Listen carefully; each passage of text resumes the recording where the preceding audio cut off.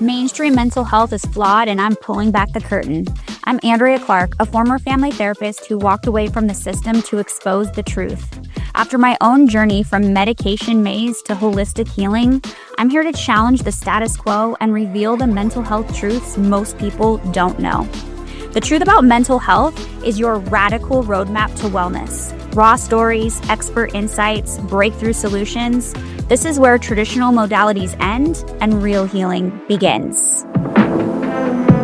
Jess Parente is an ANCC board-certified psychiatric mental health nurse practitioner, an ICF-accredited somatic trauma-informed coach, and a Level IV Brainspotting Practitioner.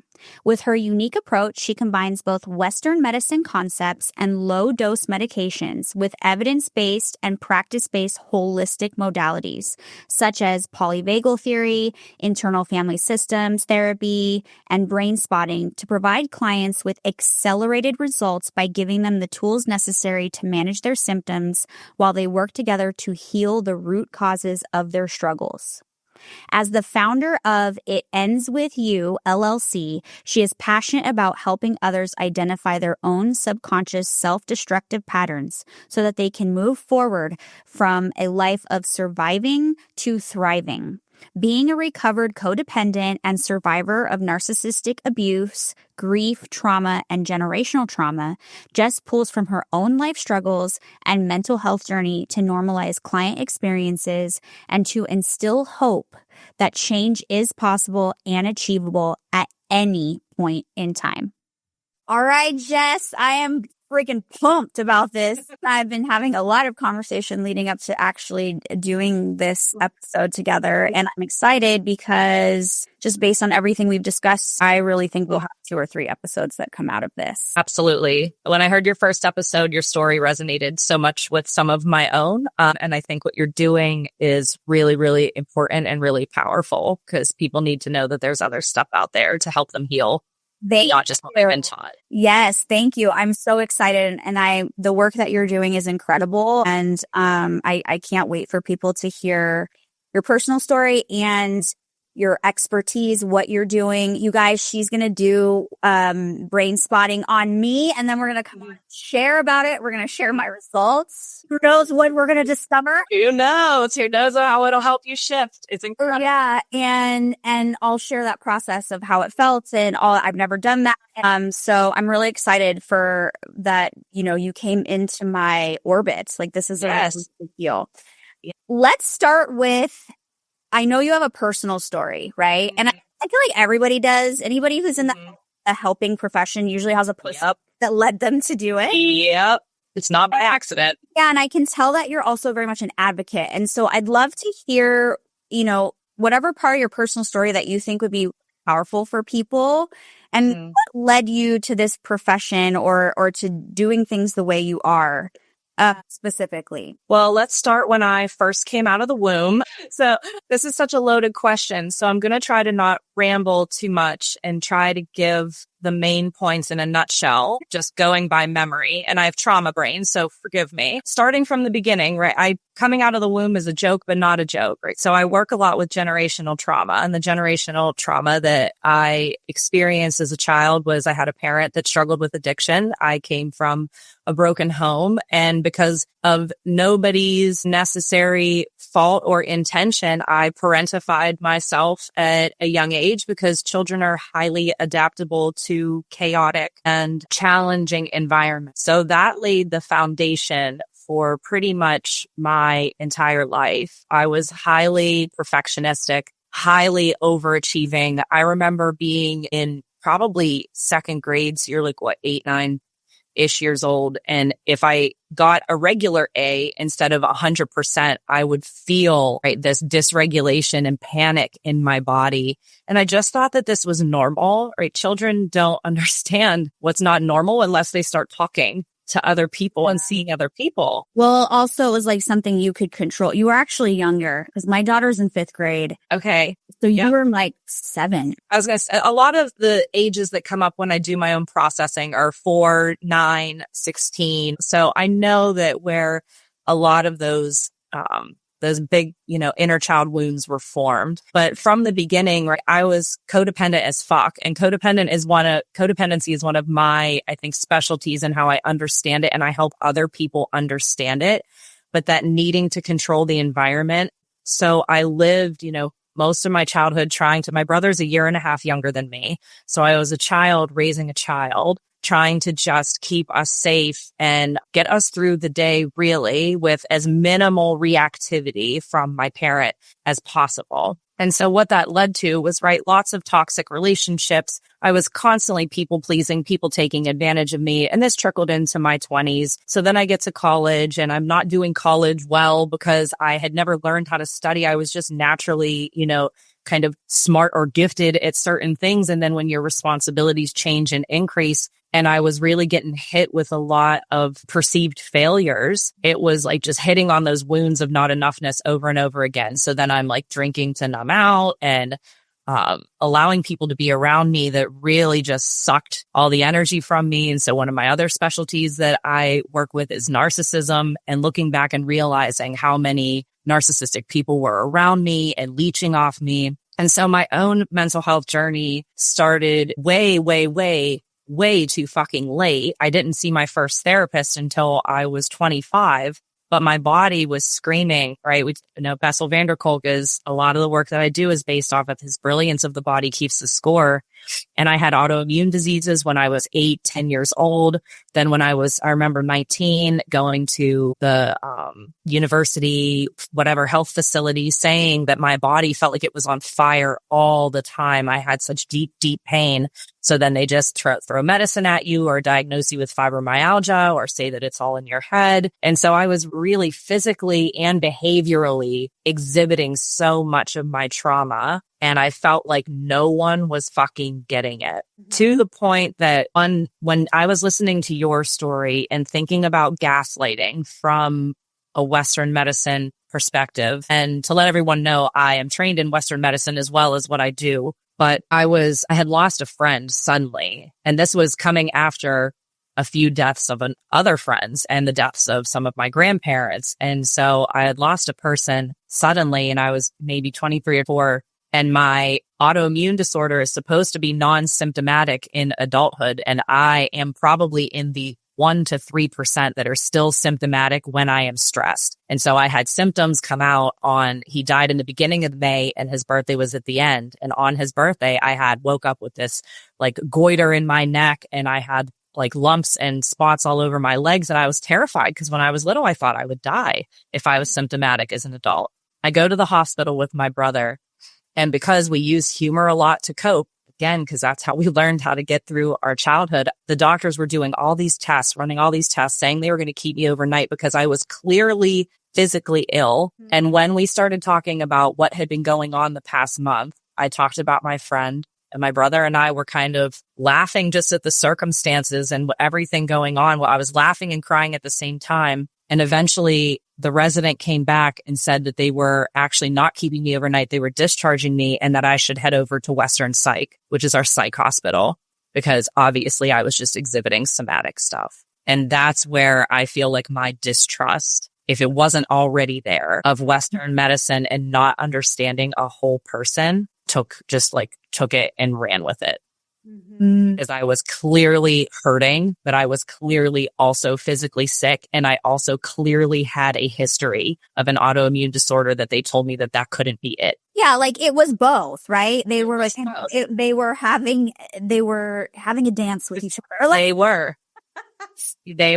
To feel that and to look at my brother and to feel so unseen when I knew exactly what I was experiencing. That's when I think what's funny is I wound up going back to school to be a nurse, because we're trained holistically, right? Mind, body, and spirit, which then led to my psych nurse practitioner, because I don't want people to ever feel how I have felt. Their pain is real. Their experience is real. Their body is just responding to the things that they have lived through. And so that kind of is just there's one pit stop in the story of my mental health journey. I think so many people experience, I, in my mid-20s went to go see a doctor because I all of a sudden was exhausted, having severe brain fog and lack of motivation, and I know now that it was probably an Epstein-Barr flare-up, but I didn't obviously know then, right? And he listened to me for 3 minutes, and then he leaned in really close. I remember this like yesterday, and he goes, "Are you ready to go on antidepressants?" I was just like, right, what? I actually got up and left, which was really for me. I went and sat in the car and like cried.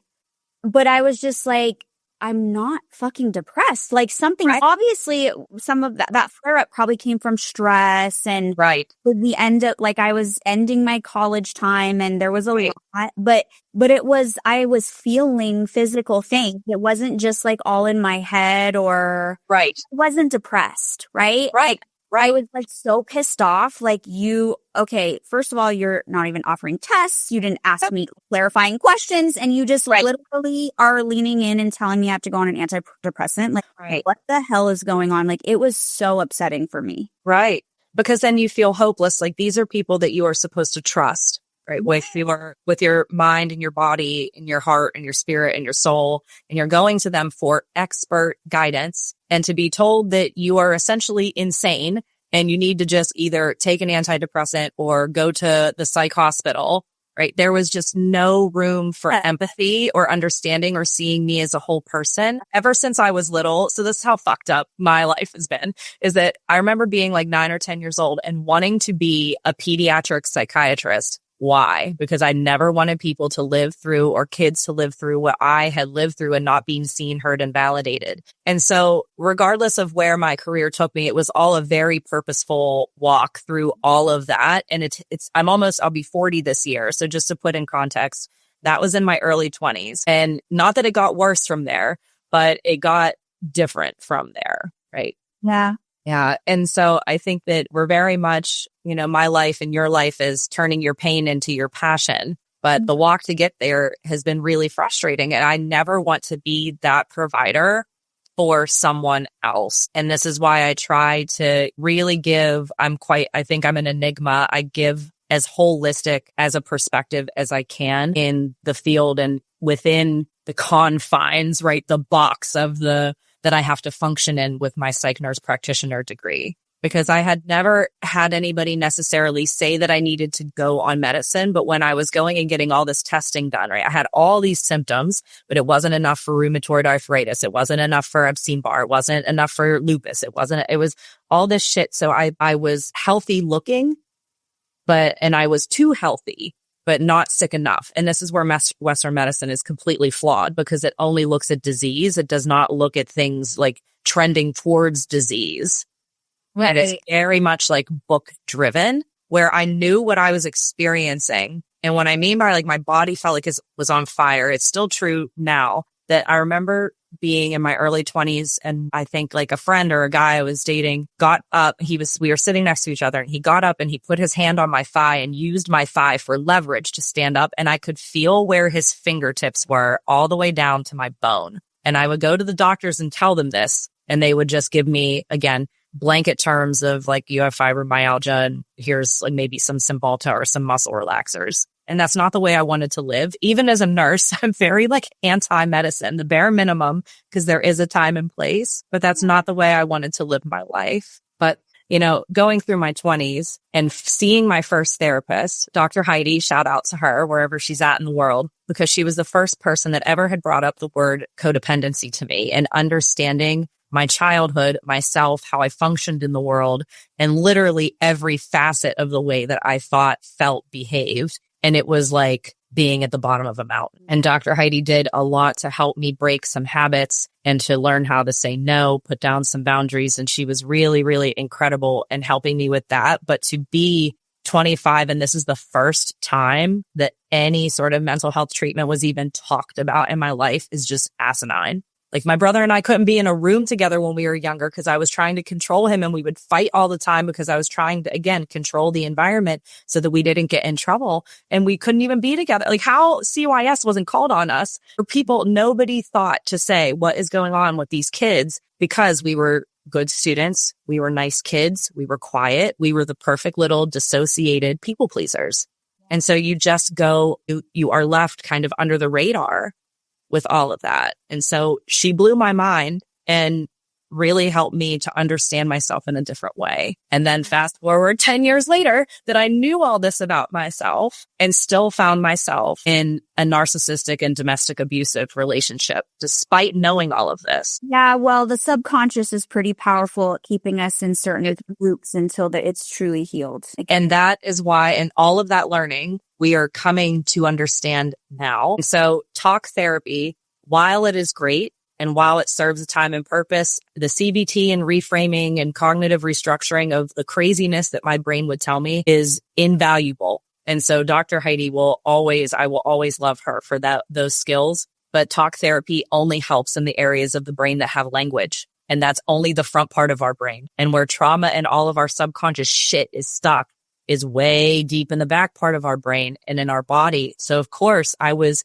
thinking better, but I wasn't feeling better. And I was still drawn to all of this, toxicity in some ways in subtle forms. And so it took that relationship and a complete fucking nervous breakdown and a million things that happened in between, losing a lot of my family members to dying, like not just losing because of boundaries, that too. I had friends die. I had family die. A lot of challenges with myself and getting myself through school, relational challenges. And it took that shitty relationship to break me down to the absolute bare bones and to rebuild from that. And that's where I found all this somatic healing and all of the ways that I have changed and completely flipped my life around as I see you have done with yours. Mm-hmm. You have such an amazing story. I'm sure there's lots of little micro stories in there. There's lots of side quests in there too. Yeah, I think, one of the biggest things that I think is so important for people to understand is that, because I've been in therapy since I was 18, right? Off and on or whatever. And I agree, talk therapy, I went when I was 13, but a good therapist, somebody who, really made a difference in my life. Yeah. 18, she changed my life. She helped me see certain things. She also backed me, finally acknowledged that my experience that I had was real for me, right? All this stuff. But there were certain things that I would do, even though I knew, that's not healthy, or I'm a pretty, well-adjusted person, if you will. I'd be why do I keep getting myself in this situation? And that's where this subconscious, right? The back of the brain in your body, that's where the deeper work comes in. Absolutely. Doesn't matter how smart you are, how driven you are, how good of a person you are. You have programs, and we can rewire them, but we have to do things. It can't just be talking about it. Right. Because sometimes talking actually keeps us stuck. Oh my That's God. very much true with narcissistic abuse. And because it's need to be able to tell your story in the beginning, because your reality, you are so mind fucked and psychologically tortured that you don't understand what your reality is anymore. So there is a benefit to telling your story and being heard and being seen and being validated in that. But there comes a point where you're only keeping yourself stuck. And we do this with lots and lots of little subconscious habits that we have. A majority of our behavior is subconscious. We kind of just go through the motions, and it's like the lather, rinse, repeat, which is actually the title of my chapter that I wrote about my experience with narcissistic abuse and how I was replaying patterns that I had with my parent when I was younger. And it took that, right? It's breaking you down. People don't change unless there's a reason to change. And I get a lot of clients. I think I attract my ideal client because people come to me because they're ready. They're ready and willing to do the hard work because this shit is painful. We have to go back in order to go forward. And sometimes back isn't even back in your own life. Sometimes back is looking at the generational trickle down of shit that you have learned or experienced, or how it has maybe turned your gene expression on or off for certain things. And that's the work that I help.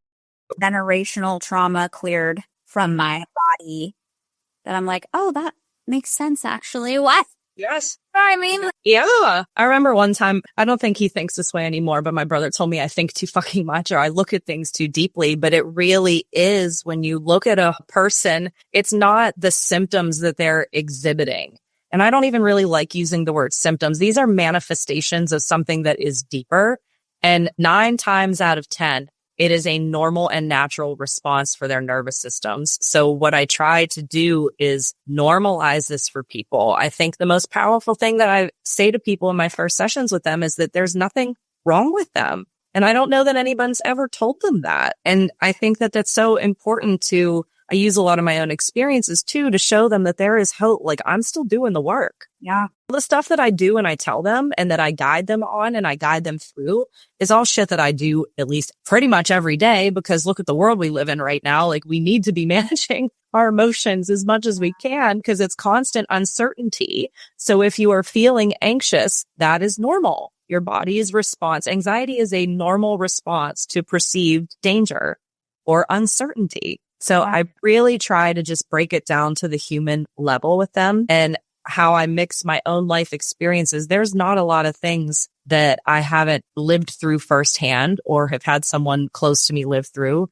or that I haven't, held space for someone who is experiencing that. And at the end of the day, it's just about being a human, whether you go through something personally or not. It's just about giving them that authenticity that they are seen and their story matters. Absolutely. Okay. So you have a practice. Tell us about the work that you do with like brain spotting. So my business is called, It Ends With You. It Ends With You LLC is my coaching entity. So I do all of this virtually. Do I see people in person? Sure, if they want to, but I'm located in Pittsburgh, PA, and coaching, since it is non-regulated, fingers crossed it stays that way so that I can practice across state lines. So what I do in my coaching business, because I have my coaching hat and then I have my psych nurse practitioner hat. In my coaching business, I do one-to-one sessions with people across Zoom, just like we're doing now. They tend to come to me with all sorts of things under the sun. I would say that my specialties or niches are codependency, narcissistic abuse, grief, difficult family members, leaving other toxic work environments or relationships. But I meet the person where they're at, right? Because I cannot push them faster than what their nervous system is willing to go. So I use somatic modalities like internal family systems, polyvagal theory, and the combination of that with brain spotting. And then understanding generational trauma, their attachment trauma, and even some birthing trauma and physical body sensations. I try to combine all of that into one big picture and use brain spotting as a way to accelerate their results. So we manage symptoms with things like polyvagal theory and internal family systems because they're tend to come to me, right, having increased anxiety, or they're really stuck,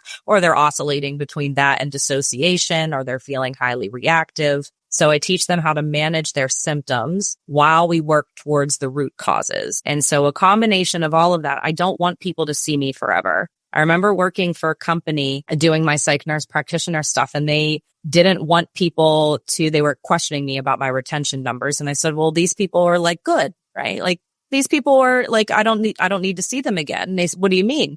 I said, well, I guess, quote, graduated. I don't love that word, but because you always need to kind of touch base, but they don't need to see me regularly. Well, what do you mean? We don't have people that graduate from therapy. I'm like, what the fuck do you mean? I don't want them to be codependent on me. So how I try to structure my business is that you buy packaged 1-to-1 package sessions, either 1, 3, 6, 12. I don't care. However many you need. I meet people where they're at and I try to work with them financially. That at the end of those, are you going to be healed? No, we are never healed. We are always healing.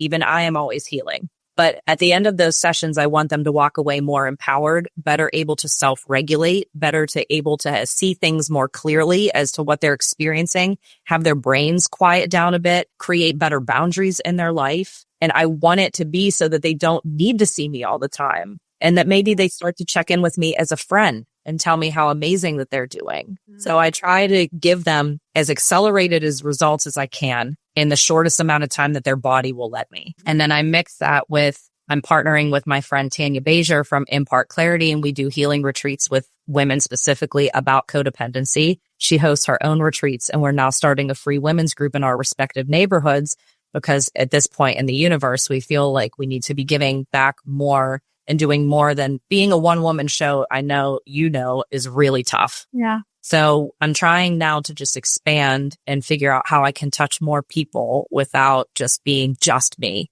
And our free healing group is going to have, monthly expert speakers on other somatic modalities, music therapy, art therapy, Reiki, Eden energy work, yoga, mindfulness practices. Like, we want to gift this to people because a lot of people, I think, are just learning about the stuff that you and I do. It's stuff that's relatively new. It is. I mean, social media is starting to expedite the process, but I mean, as a therapist, and I'm trained as a family therapist, so we're probably the most holistic type of therapist. That's my favorite.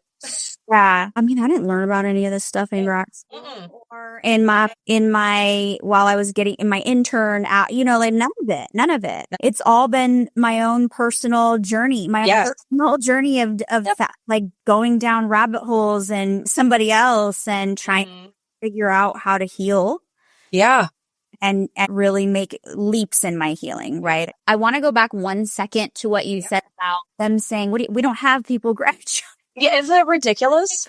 I started laughing because I actually recorded a solo episode yesterday, and I said, when you're vetting a therapist, like, ask them their average time. I said, if you have a therapist who has people coming to them for long period, I was like, that's a red flag. That means that a therapist doesn't necessarily come from the orientation of like, I want to get you independent, right? Right. You should not need 10, 20, 30 years with the same, like, it's not right. Because I tell them, like, to be fair, in defense of myself, I think some people come back because at this point we're just friends, and it's kind of like we're getting paid to I'm getting paid to hang out with my friends at this point. You always need tune-ups. Like, I've absolutely during major life transitions, like when I was getting married the first time, when I was in grad school, when after I had my daughter, when I got divorced, like, there's things there, like,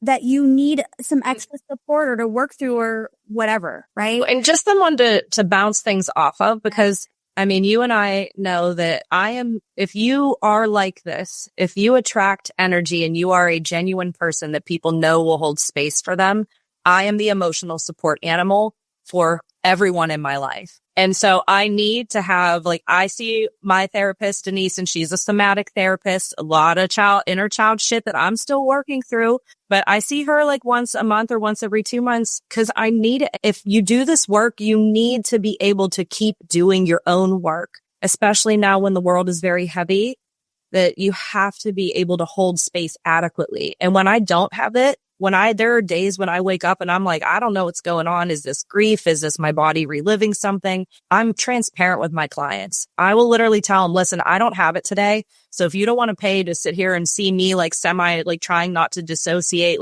but what's really cool is when you build a relationship with your clients that is mutually respectful and they see you as a human. I am no expert. I tell them all the time, just because I have a whole bunch of initials after my name doesn't mean shit. It just means I have a lot of debt. Like, I'm no expert on you. I just have tools like any coach. You play a sport, you have a coach that has a knowledge base and a skill set that he or she is trying to bestow onto the players. It's the same thing. I have a knowledge base and a skill set that I'm trying to bestow into people to get them to live independent and happy and move from surviving to thriving. Yeah. That's it. Okay, let's talk about, you brought up something in our private conversation, sensory gating. Sensory gating, yes. So talk about that. And what I want to say is, like, something that I really appreciate is that you're like, you manage symptoms and while you're getting to the root and healing things. And I think that that's really important because there's a difference between forever just managing symptoms or managing pain or problems and actually get to the root of things so that it's not a thing in your life anymore for the most part, or even completely gone, right? Like, so Yeah. Right. Like brain spotting is the modality. So for people that don't know what brain spotting is, we'll do a whole session on that, but it's similar to EMDR in that you use eye positioning to unlock where trauma is stored in the deeper parts of your brain and in your body. So this is how I use brain spotting. I will say that loosely saying the word curative. The things that I have brain spot, I don't feel as reactive about or to anymore. So I try to use a combination of that even in my psych nurse practitioner job. And so the concept of sensory gating is something that I use when I prescribe a med, because to be fair, I'm barely prescribing meds at this point because I do a lot of the other coaching stuff more often, but sometimes meds, there is a time and place for them. So the concept of sensory gating it's a naturally dissociative thing that all of our bodies do. So if you're sitting right now, your body is going through lots of processes and doing lots of little things to keep you going that you're not thinking about actively. So if you sat here and I asked you to think about tuning into your belly, listening to see if there's any gurgles, listening to your heart, seeing where your heart rate is at, you're not aware of it all of the time because the body is only allowing you access to the information that it needs, most importantly, right in that moment. Because if we were aware of every time our heart beated, is that a word? It is now. Every time our heart beat, every time a neuron fired, every time there was oxygen exchange, right, in our body, we would be so flooded with information and sensory information that we would shut down. So dissociation is a really, really powerful survival mechanism. A lot of people are dissociated right now in our society, and it's not a bad thing. But our natural sensory dissociation is so that you're only paying attention to the stuff that you need in that moment. So if you think about, I literally visualize like a whole bunch of little gates in my body. And when I am feeling anxiety, so when my nervous system perceives that there is something dangerous going on around me, because your body has its own memory, it's constantly scanning for cues of safety and danger, then my heart might beat over the gate so that I start to listen to it. I might start to breathe more quickly. So then I'm paying attention to how I might feel like I'm a little stifled or hyperventilating.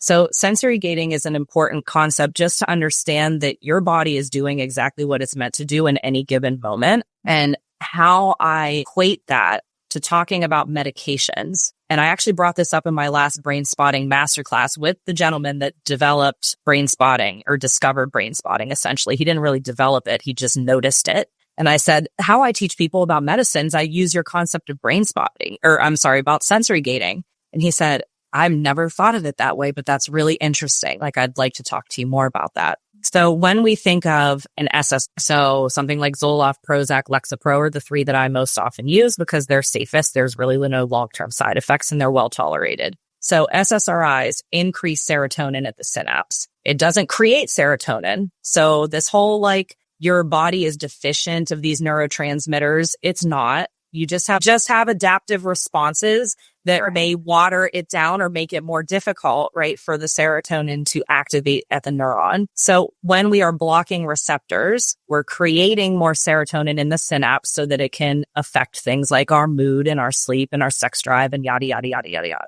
If you are emotionally numb, that is not a good medicine for you. If you are a zombie, that is a side effect, right? If you are feeling in any way shitty or shittier, it's not a good fit. So it's really about just kind of playing a guessing game of understanding people's genetics and what they respond to and being open and willing to shift and change things that aren't working. But I digress. So how I think of very important for people to hear, because that is not I shared in my first episode, the Paxil, completely affected my sleep. Yes. A lot of things. But then instead of us exploring that, it was, now you're going to go on Ambien. No. And I hate counteracting side effects with another med. It's ridiculous. And here's the other thing is that there's commercials online for absolutely boosters. And I'm so I think this is very important because the message, there's a very specific message, it's one message. And I think for a provider to be educating like this is so powerful for people. Thank you. That you're not actually supposed to feel numb. Absolutely not. No. When somebody comes to me and I say, do you feel too watered down? Do you feel too numbed out? And they say yes. And I'm like, okay, then we got to do so. Cause I don't want you to go through life numb.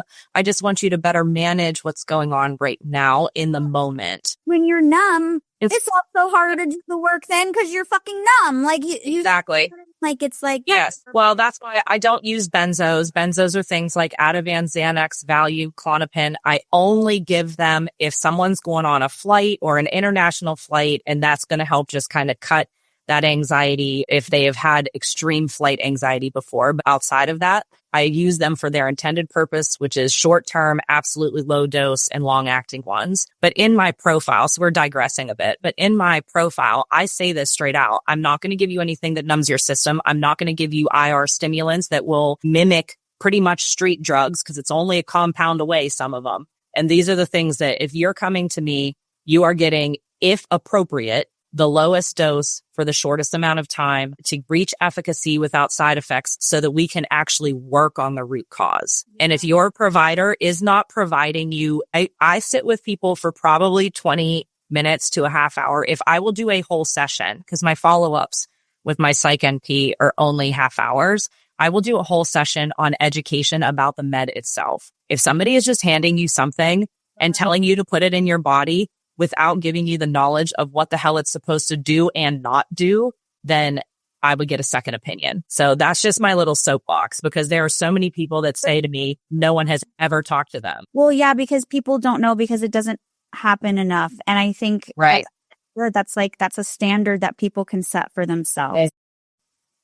Please do not Google because Google will scare the absolute living fuck out of you. Like, talk to someone that knows what they're doing. Reach out to me. I had been considering just doing like consulting, like for people to talk about their med regimens and what I would do. Oh my gosh, that would be so good. Or just for a second opinion or just educational purposes. Another thing that would be incredible, and I'm sure you have no time to do it, but just maybe you and I could actually collaborate on a freebie for people that what kind of questions to ask to vet their practitioners. Yes. What are red flags? What are green flags? Like, this is because people that, and you just, when you have a crazy bad experience and then you're like, I either don't want to go back. You're terrified. Whatever you say, because you're the doctor and then you're happy and unwell and having side effects. Right.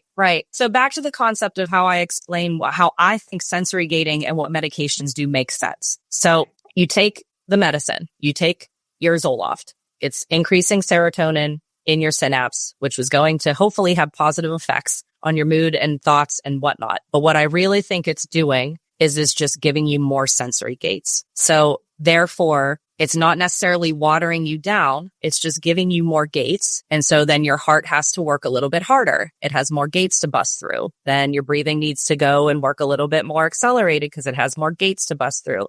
Because at the end of the day, I've had people come to me on a fuck ton of Xanax and they're still having panic. This is proof that your nervous system will override any medication if your body thinks you're in danger. And people will say, well, my meds aren't working and I'm still feeling this and I'm still feeling that. Yes, no shit, because it's not fixing the root. And your body's job is to keep you alive. Your nervous system's job is to keep you alive, not to keep you happy. So when people are saying, well, I don't think my meds are working because this, that, and I'm still feeling this. Okay, well, then let's talk about what's going on in your body and ways and polyvagal tactics and things that we can do to either purge that from your body or allow you to rewire your brain. And this is why meds do have a time and place, because there are some people that come to me that are so dysregulated that they would have to work exponentially harder to be able to start to even try to rewire their nervous system.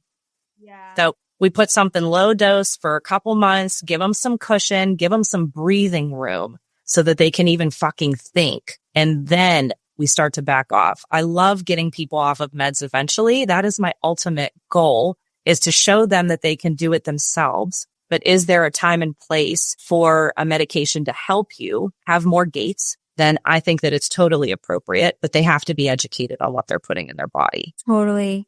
And I think that is the big, and I just want to say this out loud, that is the biggest challenge with the conventional and Western medicine only. Absolutely. Most practitioners are not doing where it's like, hey, we're going to use this as a bridge. Yes. And here's all the healing. Here's the actual, the root so that this is not problematic anymore. And so it's just like, okay, here's the medication and make sure you're seeing it there. Right.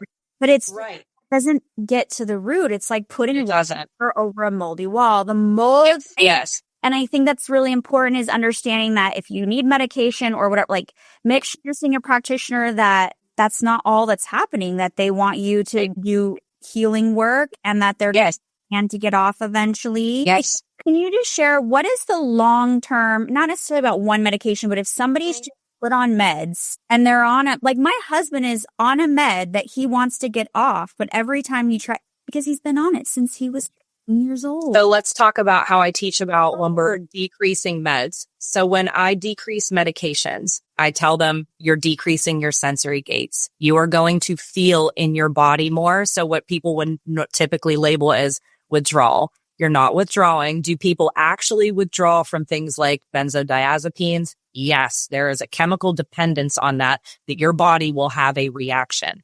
But things like your SSRIs, you are not withdrawing, you are feeling. And so when I decrease meds, I increase brain spotting. And this is how I help people successfully manage themselves so that they have the confidence.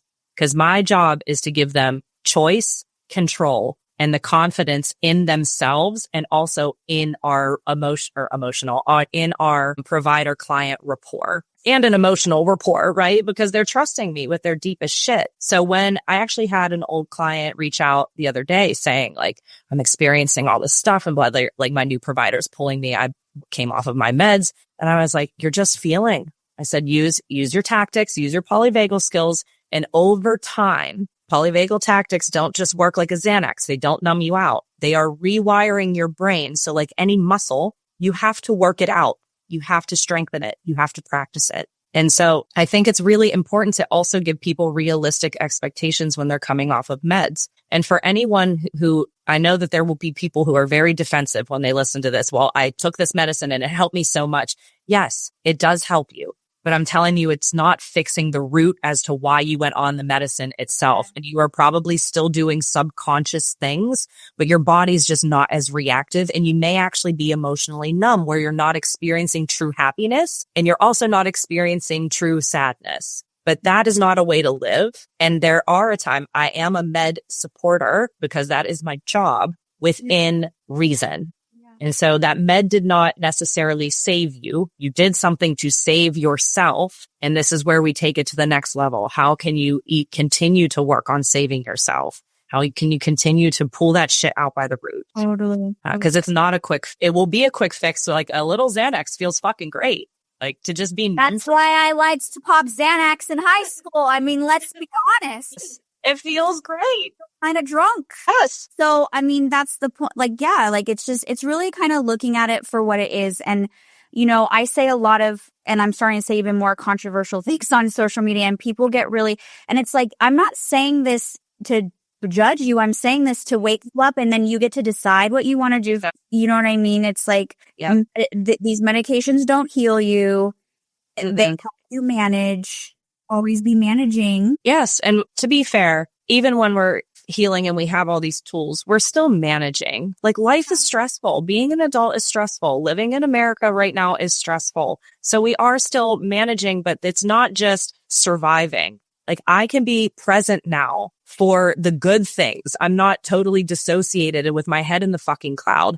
But, you know, I put my conspiracy theory hat on and this country wants us to be dissociated and numb because then we are more compliant. And it's all about just being compliant and just going with the flow and working 50 plus hours a week. Like get the fuck out of here. That is not what you were put on this earth to do. So designed to do. No, not at all. Not at all. So I really try to find like this middle ground and this middle point of there was so much in my Western medicine training that I don't necessarily agree or believe in anymore, but there are components of it that need to be taught so that people aren't afraid. And just because you had one shitty provider doesn't mean that all of them will be shitty. And yes, maybe I'm an enigma and there's a million times where my clients come back and say, I have a new provider and I just miss you. And I just wish you were the one that could manage my meds. But then we have insurance dictating everything in the fucking world and regulatory boards and your state boards. And it's so nonsense because it's not about helping people get better.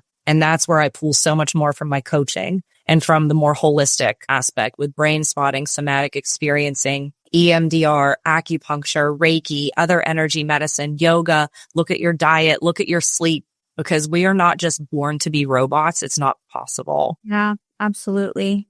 Yeah.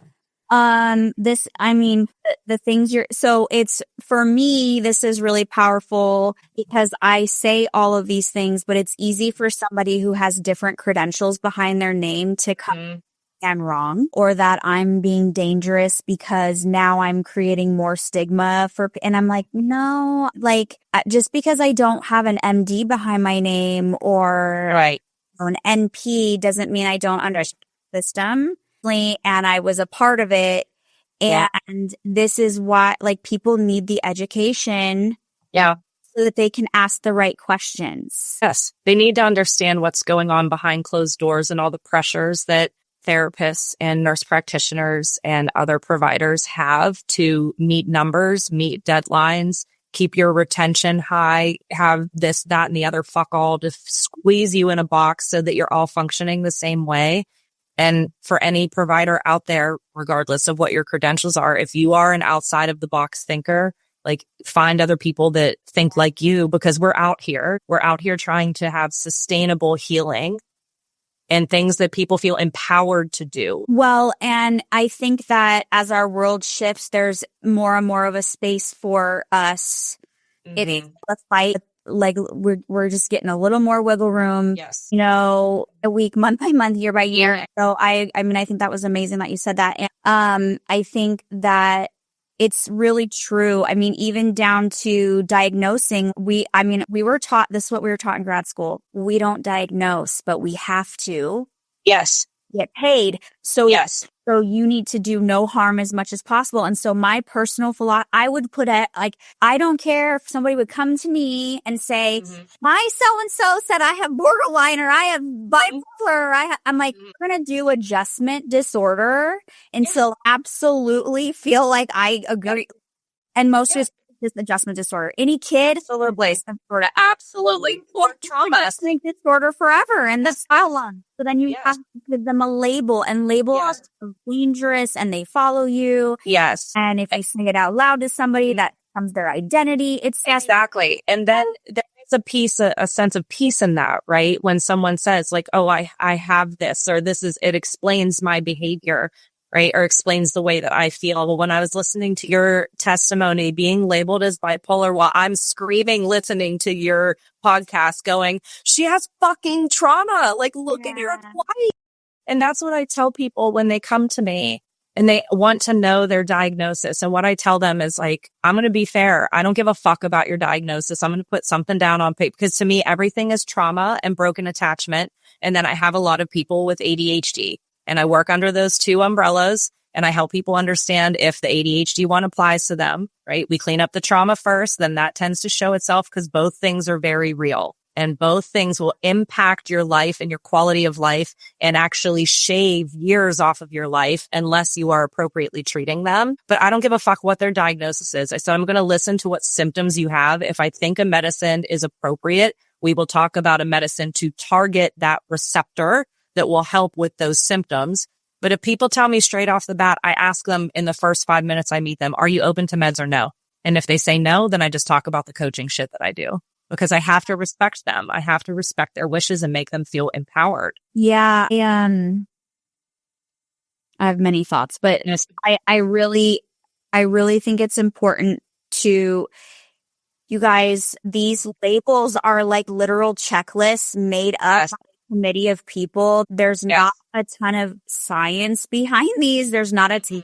And if you went in based on men as well. Yes, based on men. And I went into I have a DSM still. Open it and you could be like all of them. Borderline personality disorder, bipolar, and trauma are all intertwined. And then if you see someone with that's coming out of narcissistic abuse, they will have everything. And unless you understand the intricacies of that, you're giving someone and stigmatizing them and giving them a label when really what they're experiencing is a natural response to their environment. Well, and it makes it feel like permanent too. Yeah. Other thing, it's like, even if I looked like I was bipolar at 16 or 15. I think it was 15, which I really don't think I looked like. What teenage doesn't when they don't sleep and their mood fluctuates and they can't focus and they're starting a whole bunch of things and not like it's asinine. I would say most adolescents could be labeled, even without trauma. Significant trauma could be, especially girls, could be hormones. Yes. Going through your first couple periods, like, get out of here. Oh my gosh. You know, like, there's a phase when you're, 8 to 9. My daughter went through it where her emotions, I was like, this doesn't even feel like my kid. So I to myself, I'm like, this stage during puberty is so significant. They have like a huge influx of before like pre-puberty. Yes. I mean, if I didn't know that, I was just somebody who was like, I need to manage her behavior. Like, you see what I'm saying? I need the compliant child. Yeah. And this is like where those types of things are dangerous. Because you just it becomes this identity like, oh, well, I'm ADD, so or I'm bipolar, so I have borderline personality disorder. So, and I'm like, no. You're a person, you're exhibiting manifestations of your shit, generational shit. Yeah. And then you're probably not sleeping. You're probably eating all the trash that our American food is filled with. Like, and I encourage people, like, get a sleep study, go get your labs drawn. How's your thyroid? Have you ever had your hormone levels checked? Because that's not my scope of practice, but it's hard to find other providers that will, when I collaborate with other people in the Western med world, I think that they think I have like fucking 15 heads. Because of how I talk about people's responses and I normalize it. Like, well, of course she's responding this way. And of course this is happening. But it just feels isolating in a way. But I know that we're out there. I know that there are other people that think and feel the way that you and I do. It's just sometimes hard to find them because you feel like I've almost gaslight myself, right? Like, am I crazy? Like, am I looking too deep? But no, I trust what I do and I get results. And I get results because I see people for who they are. And I trust them and I put the power in them to do their own healing. I am just literally I like tap their butt. I'm behind them, just tapping their butt because they know exactly what to do. Yeah, absolutely. I feel like we could have so many podcast episodes, so many things. Your comments about thyroid and, there's a psychiatrist who moved away from, I told you about her, who moved away meds and is now helping people get off. And she, does little snippets of education in her reels. And she's like, here's 10 other things that could be happening that look like bipolar disorder. Want to look at those before you just step to this diagnosis of bipolar disorder. Yes, it's so true because our physical and mental and or, what is perceived as always like as mental health, right? Right. Completely connected, and your thyroid affects your mood and affects also, and this is where people just need to be willing to ask questions. Yes. And be okay to ask questions to people who don't always tolerate the questions, which are a lot of providers. Absolutely. And just keep searching because there is someone out there. I say about any provider. And I also say that I am not for everyone. I am blunt. And while I am warm, I'm going to tell you what the fuck you're doing to keep stuck in your own cycles. I'm going to give you the things that you need in order to get unstuck. And some people are not ready for that. And some people don't like that. And that's fine. Go find another coach that knows what the hell she's doing. You have to find what fits you. Just like when you go shoe shopping. You got to try on a few. I've had a few acupuncturists. I've had a few Reiki providers. I've some that's kind of shitty. I've had some that I didn't feel anything. And then I have some that I'm like, this is some next level witchery. That you just have to find what works for you and someone to actually listen. Yeah, you do. You have to. Yeah. And that takes work and effort, but it's worth it. And I would say the people listening to this, they already know that part. Absolutely. They wouldn't come to you. Yeah. They might not know exactly what they need to do yet, but they're like, I'm eager and I'm willing to try, right? I'm willing to go through a few things, right? To get to a more healthier, actually more healed place. Yes. Just stay curious. Yes. Curiosity is so important. Anxiety, mood swings, brain fog, hormonal chaos. Before you blame stress or just being a woman, have you checked your mineral levels? Minerals are the foundation of your mental health and hormones.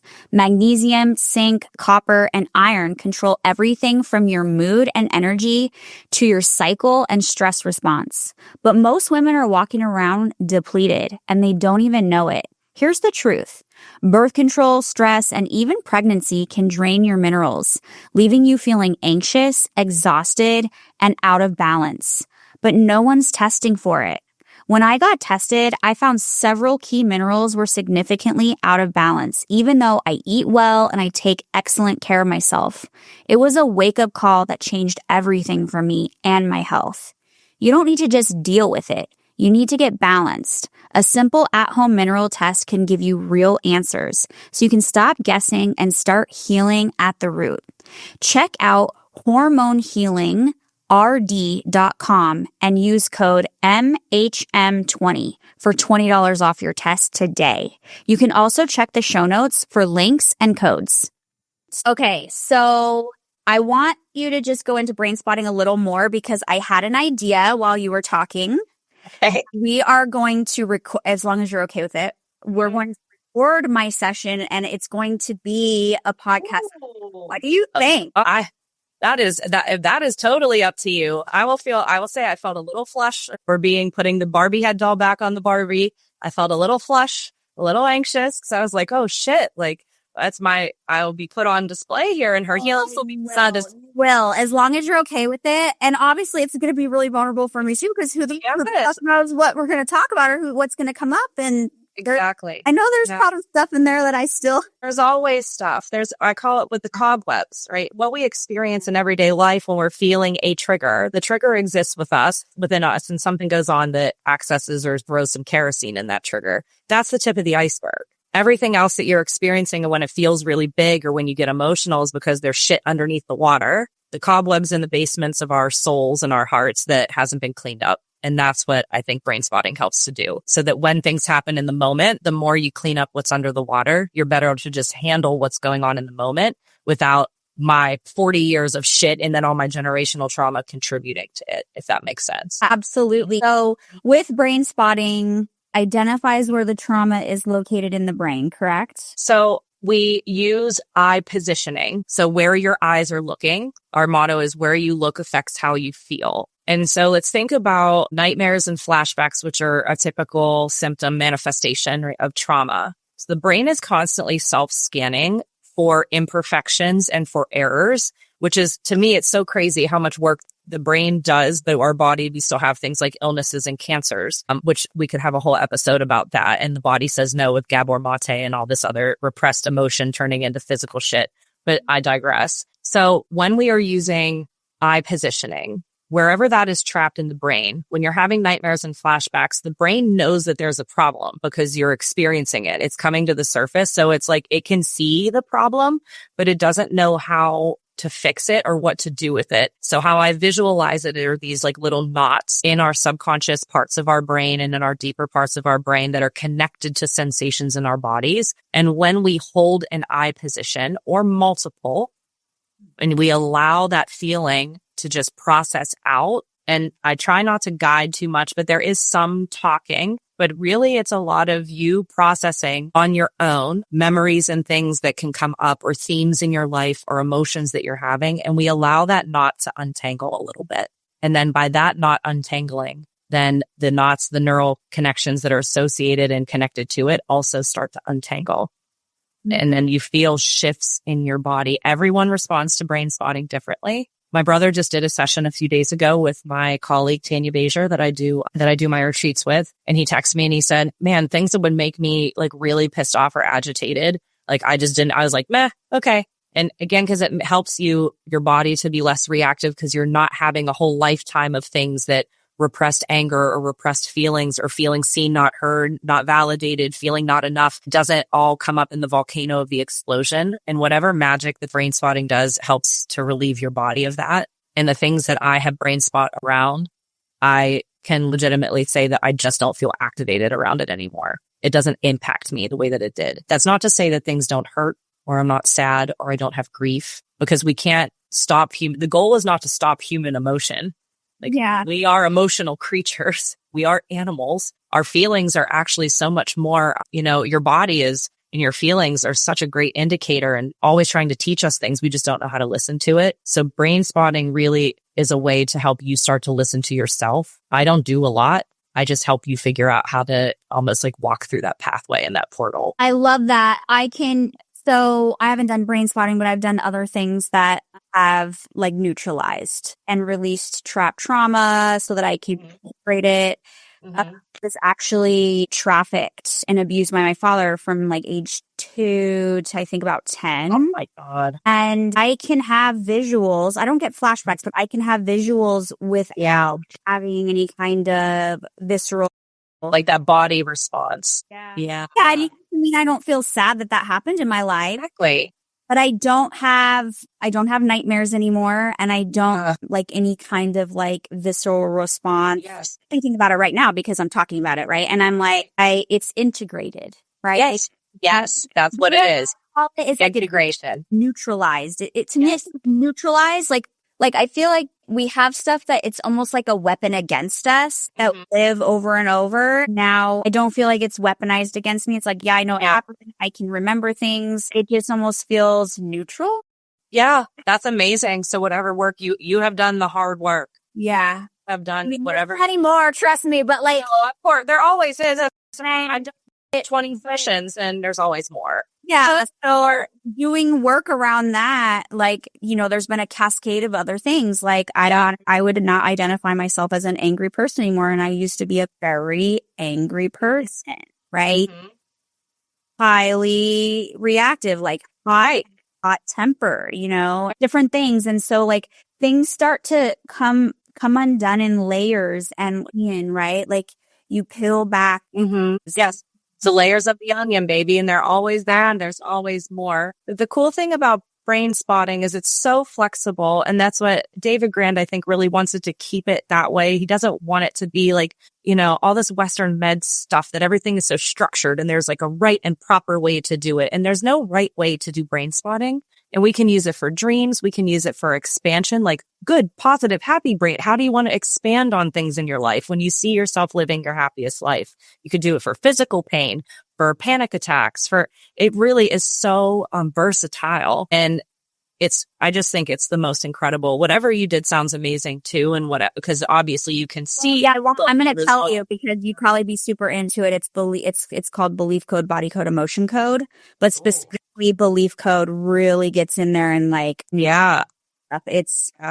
actually completely changed my husband's life. Like we both have a lot of trauma, and for my daughter, even it has. Yeah. Yes. And that's where the inspiration. So this all comes full circle because that's the inspiration for the title of my business is it didn't start with you. We have a lot of generational trauma influencing what we do, right? But it ends with you and you're ending generational trauma for your child so that she has a fucking chance to just make it through on her own experiences without all this loadedness. Yes, 1,000%. So good on you. And this is why, right, when you start doing this work, you attract like energy. So I'm never surprised about the people that I do podcasts with or come across because we're all in some interconnected human, Yes. I think is right. Yes. So I'm so excited to do the brain spotting and that you're like opening down to do it where we'll make it an episode. Like,